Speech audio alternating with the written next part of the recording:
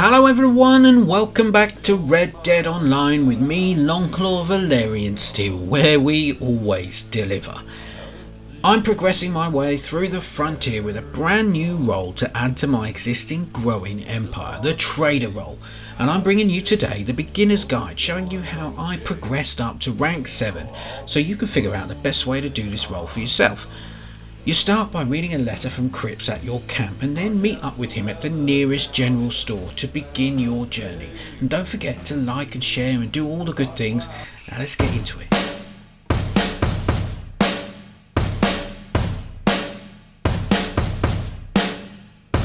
Crazy how I met you. Forgive me, I lost my way. Heard you say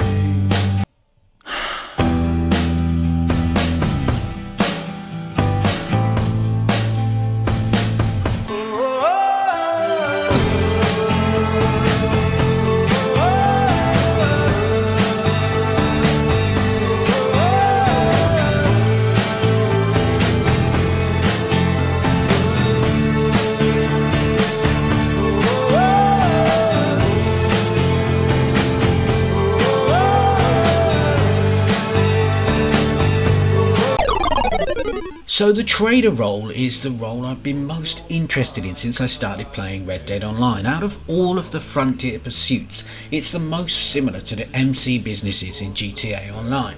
You're going to be getting hold of supplies, turning them into products and selling them at a profit. Your business partner here is going to be none other than Cripps, and he's going to be turning your hunting kills into products for the business. He's going to take 15 gold bars from you to get started, and then you'll head off to pick up your first batch of supplies. You're going to want to get used to doing this. Around usually 25 goods items produced, your supply chain will halt and you'll be prompted to either source the supplies or to steal them for $20. Now that's a huge amount of money in Red Dead Online, so contrary to what I usually say about GTA supplies, in this case you're going to want to be stealing them. When you deliver them, you get a huge XP boost, and you're going to need that to rank up to level 5 and eventually level 10 as quickly as possible. The supply missions are easy, and depending on your honor level, you'll either be taking supplies from rival NPCs or picking up supplies from friendlies. So if you want a more passive experience, then behave yourself out there. The first supply mission, though, you have no choice but to steal them from a couple of likely lads, and it shouldn't give you too much trouble. Again, if you want to protect your honour, then avoid shooting them. When you get to camp, Cripps will greet you, and this is your first chance to empty all your stores of anything that can be used as materials for your trader businesses. So, supplies are what Cripps uses, materials are the hunting kills that you bring him, and the goods is what he will make from it.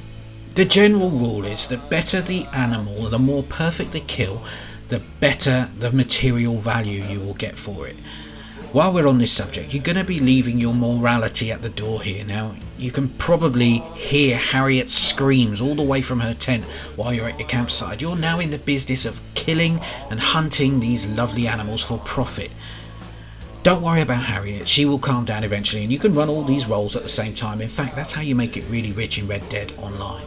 Your investment buys you a butcher's table at your camp, and you're going to be caring a whole lot more about where your camp is located from now on. In fact, you think about this very carefully. I've chosen the Heartlands, specifically near to Emerald Ranch, because at night I'm going to be helping myself to these juicy livestock. And since I don't have the best hunting equipment, I'm sticking with the old lasso around the neck and then a knife in the throat. But if you want a perfect kill, you might want to think about buying a bow and arrow at this stage. And since you don't have a hunting wagon, that again comes at rank 10, you'll need to be taking these back to camp one by one. You can go after bigger kills, but trying to drag that back or throw it over your horse is not going to happen, so you need to skin that first. Better still, you're going to take back 2 at a time and use your lasso to drag the second one back behind you. And donate everything you have to Cripps at the camp, and there's your night shift sorted. So you start off by default with a small wagon which holds 25 items. Probably you're going to have to supply first, but then you'll be able to sell your first batch of stock. You'll have local and distant sales you can choose from, and at this stage I would say choose local. A successful local sale will net you $62.50, and as long as you've kept the materials and the supplies coming in store, then you'll be able to do this a couple of times every hour, and this will be your grind method up to rank 5. Once you're done with your sales, chase down the local deers or the local wildlife and lasso them and take them back, one by one, or better still 2 by 2. Go after the bigger kills if you like, but if you're new to this, you might want to take it easy. Just keep going, like this, until you get to rank 5, where I promise you, things get a little bit easier. Hope you don't mind that I came along. I haven't seen you for so very long. I just want to say, how's your day? Hope it's going okay. Now I'll be moving on. They broadcast the weather down in Santa Fe. I thought, wow, what a getaway. The rain is on, the sun is gone. I know where I belong. So you made it to rank 5, well done you. Now head over to the Wilderness Outfitters in your camp and upgrade your wagon for $500. You can then start to sell 50 items instead of 25 for a whole lot more profit.